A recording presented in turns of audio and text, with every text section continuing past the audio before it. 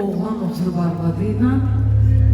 O da bize niye belə on vurandan sonra üzüyü gösterdi. Böyle günah bundadır ha. Futbola bakır. Gör səni necə sevirik. Gör mən necə sevirim.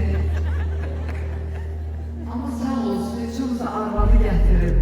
Sessiz futbola pul koymamışlar. Yalan aşk. Öz.